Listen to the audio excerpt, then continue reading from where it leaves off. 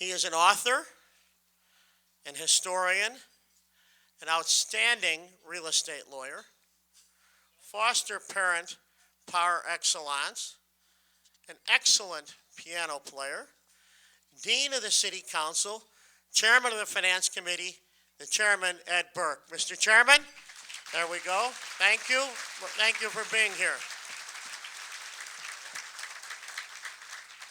He is a Chicago writer. He is also historian in residence of the Irish Fellowship Club of Chicago and the author of its centennial history. He is a painter. He has been described, and I quote, an avowed anti-impressionist with Fauvist tendencies and Irish proclivities, unquote. He is a student of Caravaggio. He's the author of many works of art, architecture, and politics. He has just concluded a successful painting exhibition in Dublin. Ladies and gentlemen, Tom O'Gorman. Gentlemen, showtime.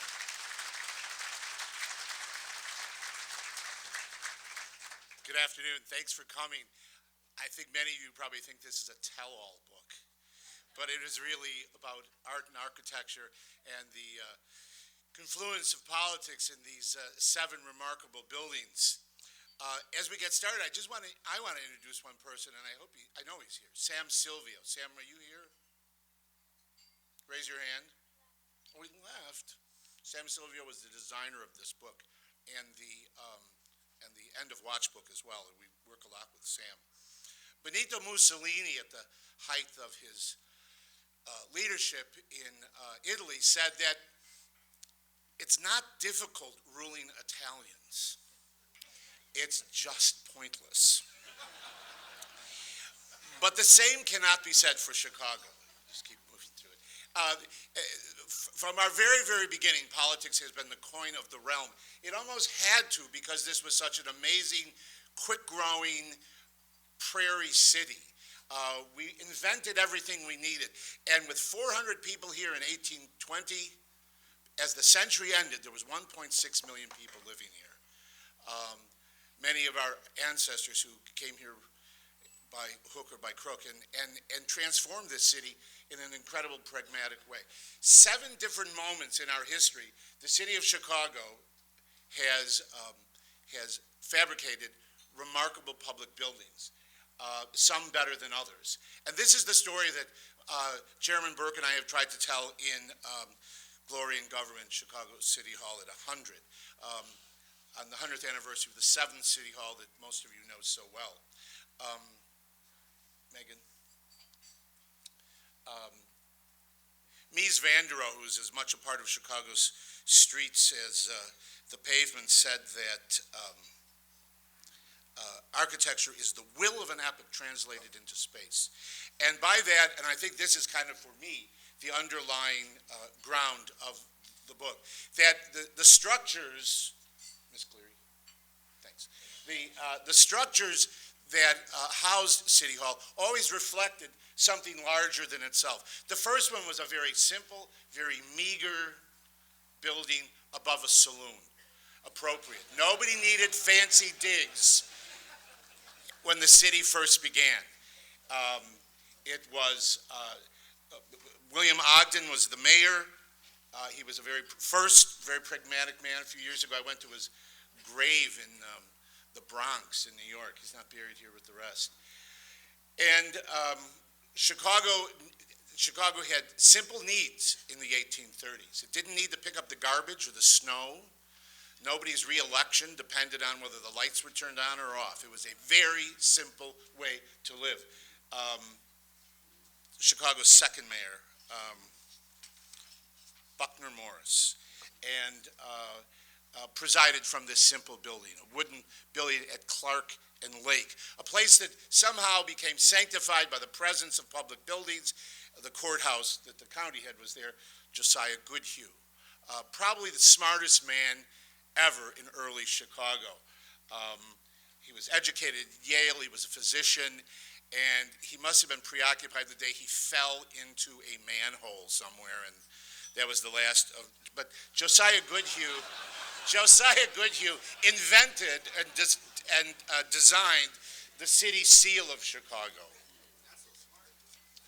Um, Sixth Ward Alderman, is there anybody here from the Sixth Ward? Sixth Ward Alderman John Kinsey. In Chicago, the Kinseys arrived on the Mayflower of history, not the real Mayflower. He was born within the Palisades of Fort Dearborn. He was part of the group that escaped the massacre at Fort Dearborn, and Kinseys have lived with a certain prairie elegance here in Chicago for a very long time. Of course, his name graces an important street behind the merchandise mart, Carlo Carey. All these early citizens of Chicago knew that the business at hand was helping people settle. This was the gateway to the wilderness. One of the things that quickly came to be in Chicago when Cook County was established was a courthouse. And you can see that even in the 1830s, law and justice needed to be framed in something larger and more magnificent than the wooden clapboard buildings of town. So this Grecian patina of ionic column and large windows. The upper structure, of course, housed the courts. The lower windows show where the county offices were, which really, in some sense, was the dog. The city hall will always then be the tail that wags that dog. It just, city services will begin to expand exponentially above the city, above the county, and of course it was right next to nearby Fort Dearborn. In 1842, that saloon building could no longer accommodate the expansion of both city services and municipal government. So in 1842, they moved to this grand structure, the widow Chapman's house, Nancy Chapman. I think a couple of aldermen are going up the stairway above there. Amazing. Amazing. This was the Chicago, the primitive Chicago of wooden streets and walkways.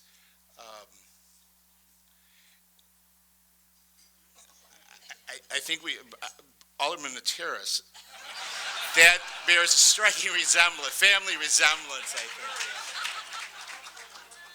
However, this is where that house sat, on beautiful Thompson Center, Helmut Jahn's masterpiece. And once again, government was always linked to this center of town. And just as quickly as that was built, Victor Hugo said, history is an echo of the past and the future, and a reflex from the future on the past. I think that's how people lived in Chicago. Somebody once asked Potter Palmer, they said, hey, Marshall Field. They said, I can go back to Massachusetts or New York and find out all that stuff about your family and give you their genealogy and everything. He said, are you crazy? Who would ever want to know that? He says, I live for the future. I don't live for the past. And that's really kind of the nitty-gritty, I think, of Chicago life. So the third city hall, and I think this is probably historically the most important one, and that is this, the Market Square. For two reasons. This is the first specifically designed building for municipal use. The other ones were happenstance, and we rented them. But the city, go back one more. Oh, that's right, that's all right. As you can see, this was a grand building, and it also encased on the ground level 32 stalls for a common market there. And so it really was physically and pragmatically the center of city life. It was also designed by a real architect, Chicago's first architect, John Mills Van Osdell, who had a crazy hairdo, but was very influential. He was all there was in the 1840s. And this spire added a layer of not just elegance, but of purpose and political power to the enterprises that were going on below. What had happened, the canal was being dug by the Irish, the railroad was coming to town, and Chicago was transforming because all the agribusiness of the center, the heartland of the country, could be transported across it by these new methods, and making everybody in town very rich. This is the era in which the Board of Trade began. Some of the infrastructure of life as we know it began. And of course, today that site would be where ABC 7 is located on State Street, right there by the Lake Street L. In 1853, the city and the county entered into a strange marriage, specifically because the county owed the city $30,000, a large sum of money in those days. And so they decided when they needed more space to build this masterpiece on what they called Courthouse Square. The county had the title to it. It cost $111,000 to build. That was a lot of money. The county said, we'll pick up 3/4 of it, and we'll have all our offices in there together, as well as the courts, the county courts. Keep going. And this building, in the expansive era of Chicago's growth in the 1850s, of course, the same era as the Great Cholera epidemic wiped out 5% of the city. It's also when the first hospital, Mercy Hospital, opened, and it's when they started picking up the trash. You can see the expansion here of the City Hall.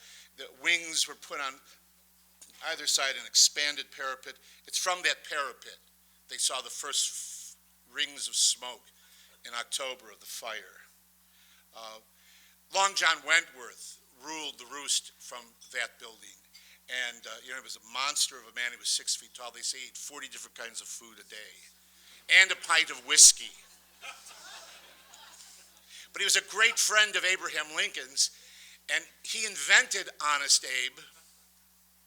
And he got Abe the nomination for the Republican presidential campaign, and he was also here when Lincoln's body came back in 1865 for one of the 12 line-in states in the country. This is the cortege carrying Lincoln's body to the City Hall. This is my favorite picture from the book. It is a daguerreotype. So enormously long exposure. This is predates those editions. And you can see the wave of people looking like a river, all lined up going into reverence the 16th President of the United States before his body went to Springfield. This is the building that burned. As I said, the sentry in the tower, who had seen 30 other fires in less than 30 days, saw this one. Saw the equipment coming back from the 29th fire, all broken, no more fire equipment.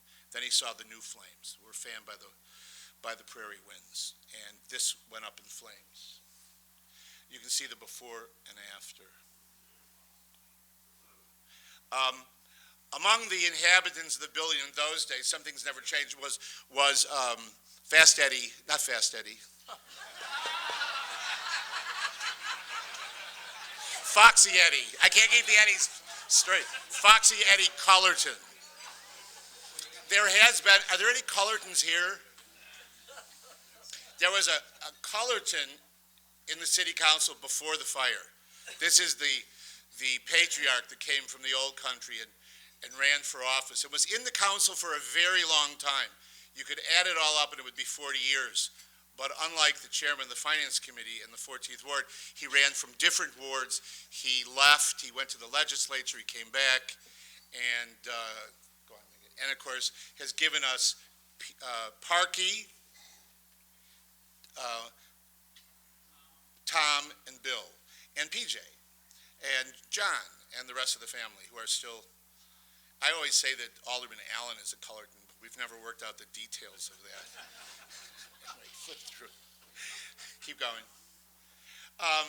Amos Troop, after whom the street is named, was the city treasurer during the fire. And when the fire was over, he just gave up. He moved to Pasadena, California, and became mayor there. Smartest man in Chicago. Another shot of the fire. It must be a few weeks later because they've got all the brick lined up. Was it? That was the City Hall. Oh no, that was built where our present City Hall is. They never left that spot after this. You may notice this if you go to the Hawks game. Sometimes it's on Ashland and Washington, across from Union Park. It's now called First Baptist Congregational. In the early days, it was known as the First Congregational Church. Mrs. Lincoln belonged there. This is where the City Council met immediately after the fire. And they were housed in here for a short time before they went to the Madison Street Police Station. And it was out of the Madison Street Police Station then that they decided they had to build a fifth City Hall. And they went to the very safest place in town, which was that metal drum water tank. It seems rather primitive and foolish, but in 60 days they had this building up around it. And at the time, the press around the world said, oh my God, everything is gone in Chicago. They lost their cathedrals, they lost their library. We never had a public library. So Queen Victoria said, oh, somebody has to help them all. And so she got all the British authors, English authors, Welsh authors, and Irish, and they all sent one copy of their books and they signed it. And Queen Victoria had written about 10 books, and she signed all of hers, and they had no place to put them. And so, of course, what they did is, that's the tower. They housed them in that water tank. And that's where they sat until, on open shelves until they built the next public library. Queen Victoria never knew that we didn't have a library. And people have told me that even in the old library on Michigan Avenue, all those books were on open shelves. They have like 3 Queen Victoria books left.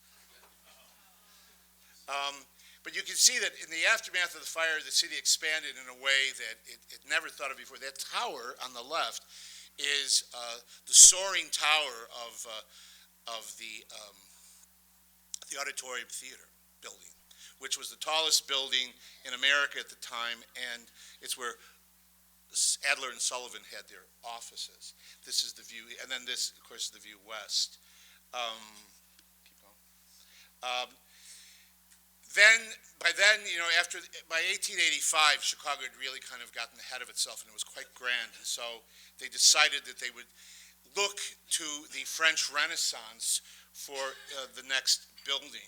The city had more restrictive financial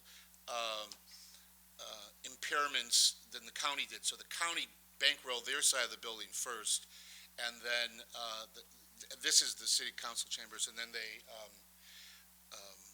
and this is Mayor Edward Fitzsimmons Dunn, the first president of the Irish Fellowship Club, Moose Dunn's grandfather, and the only man to ever be governor and mayor of the city of Chicago. Did you know that? Governor of Illinois. Not at the same time. The LaSalle Street tours. It was quite a grand place. And in the construction of the building, the county had a lot of influence. Oh, this is Alderman John Scully. You never did this, Alderman Terrace, did you? Because you were my favorite alderman. Alderman John Scully, is it a great nephew on the faculty of Notre Dame? His grandson. Grandson. I'm sure he's very proud of this. He was an alderman and a carnival promoter. Go figure. And his other grandson is the president of Target Stores America. His other grandson is the president of Target USA. This is the inside that City Hall building. But the county had scrimped and connived so much in laying the foundation that there really wasn't much of a foundation of this building. And this is William Burke, no disclaimer, he's not a relative, who was a gas inspector for the city. And then Mr. William McCourt, who was the head of, I wrote it down anyway. The point of all this being that they so scrimped, even after they built the city side, they so scrimped that one night the entire county building sank 6 inches in a 24-hour period. And the gas pipes ruptured. And somebody lit a cigar. Kaboom, that's where the word was invented by the county. But you know, these buildings, and then we'll stay there for a minute, Megan, because the chairman will start this out. But these buildings were the incubators for, I think, really for great pragmatic political thought. This is where a fire department, a police department, and all the other internal structures of the city, these weren't invented overnight. As I said, there was no need in 1837 to plow the streets. But all this expansion of a municipal government understanding and forging the way in which citizens, because the structures of our council really was to have citizen representatives. That's why it's still a part-time job, to have citizens. And there was actually a time when all the Brahmin insisted their sons run for election as aldermen, because it was their moral responsibility to show others how to live. We're still doing that. Anyway, thank you.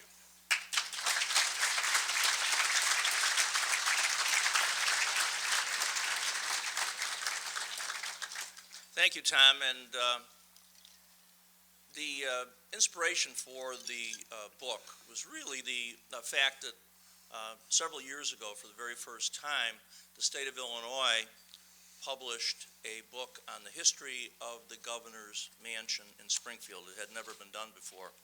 So we felt that it would be appropriate on the 100th anniversary of the Chicago City Hall to tell the story of Chicago's principal government building. As Tom alluded to, in January of 1905, the county building settled more than 6 inches in a 24-hour period, leading to the destruction of gas pipes and a fire and explosion that killed 5 people. In the aftermath, of course, it was necessary to begin plans for yet another city hall. The cornerstone of the new county building was laid in 1906, but the city could not make progress on a bond referendum until 1909. The county had different procedures for financing such capital projects. Therefore, it took the city a little longer to appropriate the necessary funding. There was an open architectural competition for the design, and more than a dozen noted architects submitted proposals. Daniel Burnham's design seemed to be a little extravagant for the city, and the winning design was submitted by the noted architects of Halliburton and Roach. The firm had submitted plans for an 11-story Grecian temple with 38 Corinthian columns, 84 feet tall. These photographs, many from the Chicago Daily News photo archives, demonstrate the progress of demolition and construction at the corner of Randolph and LaSalle Streets. The dramatic architectural flow of the building enwraps the affairs of municipal and county government in the skin of neoclassical splendor. The council chamber itself was stunning, as this view of the lost murals of Frederick Clay Bartlett focused on the industries of Chicago points out. A tragic fire in the spring of 1957 would destroy the city council chamber. The terrifying image of fire shooting, there we go, of fire shooting out of the City Hall windows and the charred wreckage of its aftermath are forgotten moments in Chicago history. A more modern and fireproof chamber was reconfigured in the aftermath. Halliburton Roach provided Chicago with a timeless municipal headquarters. In the late 1920s, they submitted this high-rise design as a way to alleviate overcrowding in both the city and county portions of the building. Although this structure was never built above the City Hall, in some ways it did come to life. Mayor Anton Cermak would have it constructed in his home neighborhood at 26th and California, where it became the Cook County Criminal Court Building. The 7th and present City Hall has been home to political personalities and characters like nowhere else in the nation. A political stage for the famous and for the infamous. No one was more of both than Alderman Hinky Dink Kenna, shown here in his earlier days and later years, and his political partner, Alderman Bathhouse John Coughlin, who some historians believe helped to invent the Mickey Finn. For those of you not familiar with the term, Mr. Ramirez, a Chicago invention, a knockout drink. It was also home to 19th Ward Alderman Johnny DePau Powers, seen here inspecting his home lying in ruins after a dynamite blast during a highly contested election known as the pineapple primary, not the fruit type of pineapple, I might add. Like the city itself, Chicago's elected officials, aldermen included, evolved. Chicago reformer and social idealist Jane Addams is pictured here with members of the Chicago City Council. As you can see, aldermen came in all shapes and sizes. No one demonstrated that more than Alderman Frank McDermott from back of the yards. On January 26, 1915, Alderman McDermott encountered Anna Zipman McDermott, the woman who thought she had been legally wed to Alderman McDermott before the birth of their child. The alderman had been grossly inattentive to her, so while at City Hall, she pulled out a gun and shot him in the leg, relaying to everyone the story that in good faith she had married him in the LaSalle Street railroad station with a man presiding who claimed to be a priest. When Chicago newspaper columnist Mike Sneed relayed the facts of this incident in a recent column, shocked members of the McDermott family contacted Mr. O'Gorman to say they never knew their grandmother had shot their grandfather. The incident was a hidden family secret, one that no amount of family business success could pry from the sealed lips of their grandmother, Anna Zipman McDermott. The 7th and present City Hall was in many ways the brainchild of Mayor Fred Bussey. The first mayor to occupy the 5th floor, however, was Carter Harrison II, the 4-termed blue blood who was coaxed into running for a 5th term. He, by the way, holds the distinction of being the first mayor of the city of Chicago to actually be born in the city. His reformist ideals could not withstand the test of time against Mayor Big Bill Thompson, seen here in his famous raccoon coat with the first Irish Free State president, William T. Cosgrave. Judge William Deaver had high hopes when he came to office, representing a growing sense of political accountability. This was also reflected in office holders like Alderman and later Judge Otto Kerner Sr., the father of Governor Otto Kerner, as well as Alderman John S. Clark, the son of Alderman John S. Clark and the father of the late Illinois Supreme Court Chief Justice Bill Clark. In the 1930s, Chicago mayors exercised broader and more expansive national political leadership, beginning with Mayor Anton Cermak.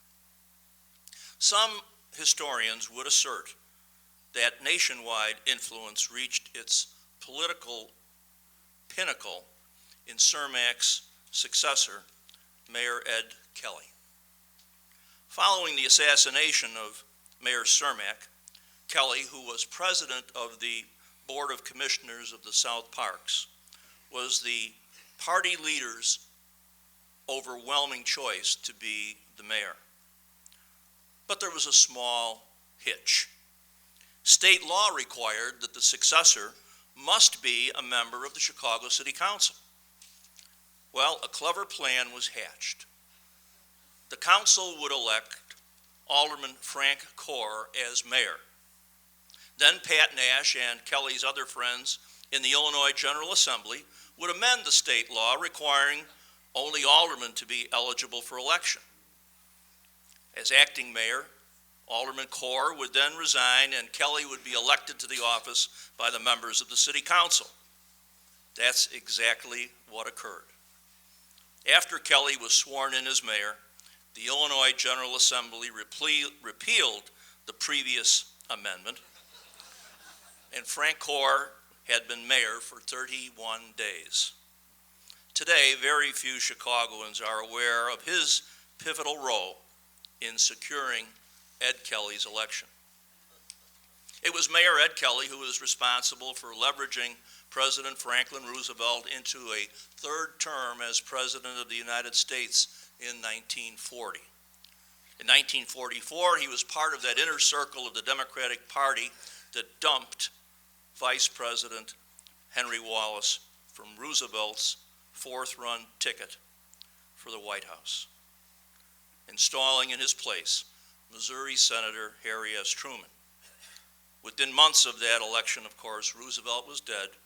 Truman became president and was the president who ordered the dropping of the atomic bomb, bringing World War II to its conclusion. In 1947, Chicago businessman Martin H. Kennelly was elected mayor of Chicago. His squeaky clean image seemed to be just what Chicagoans desired. But as his 8 years in office drew to a close, the well-oiled Kelly Nash political machine, led at that time by Colonel Harvey, sensed it was time for a change. Chicago political leaders looked for a candidate to succeed Kennelly, and some thought it might even be 14th Ward Alderman and Finance Committee Chairman Clarence Wagner. When Wagner was killed in a tragic automobile accident in 1953, party leaders looked elsewhere to the chairman of the Cook County Central Committee, the Honorable Richard J. Daley. In the aftermath of the death of Clarence Wagner, things changed not only in the Daley household, but in my own as well.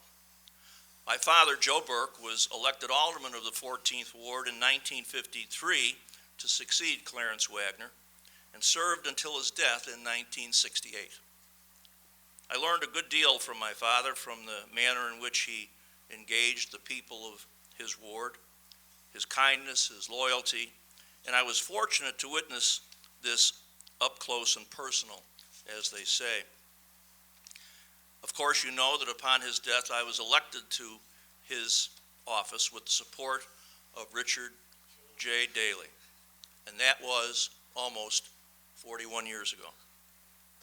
The umbrella of municipal government is wider, more inclusive, and most of the vestiges of the old days, of course, have disappeared. But Chicago always seems to elect its leaders as it needs them and as the times demand.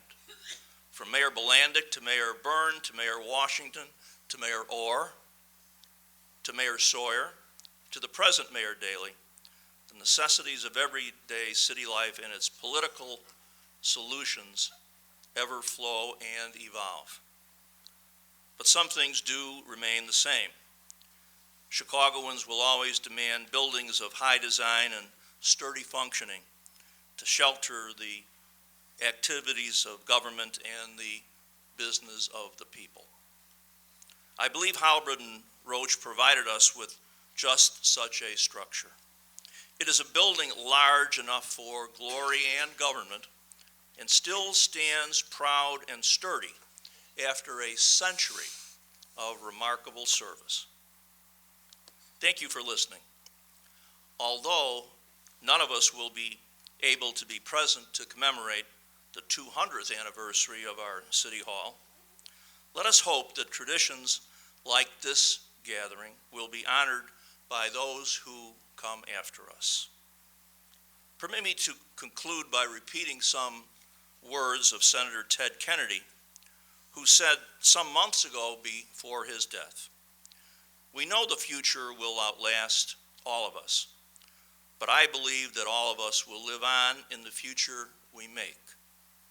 In a certain sense, this 100-year-old structure on the urban canyon of LaSalle Street bears witness to that observation. Once again, thank you very much for your kind attention.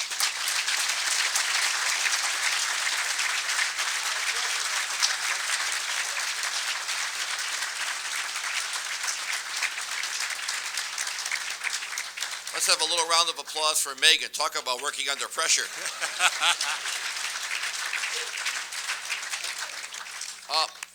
I know it's kind of late, and but if there are questions, if you got enough guts, stand up and ask it, or write it out. Because just because you got the Sun Times Hit Squad here, don't let them intimidate you. Mike, any questions whatsoever? Yeah, Carolyn Craycroft, please stand up.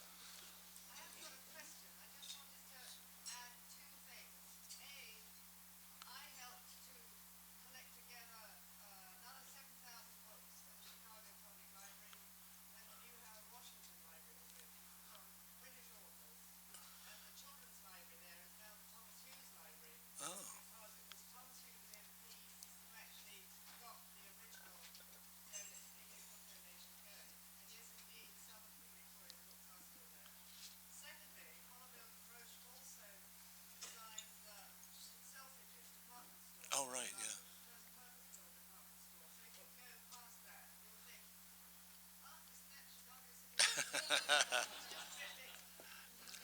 Carolyn's mention of the public library reminds me of a connection to City Hall. And the Chicago Public Library this year will celebrate the 150th anniversary of the great sculptor Laredo Taft. And the next time you enter City Hall from LaSalle Street side, you must turn to your left, to the north. And there's a magnificent Laredo Taft sculpture that hangs there on the wall with no identification. I'm sure that many of you passed it hundreds and hundreds of times, never knowing what it is. It was designed by Laredo Taft and sculpted by Laredo Taft, one of America's most prestigious sculptors, to commemorate the tragic Iroquois Theater fire.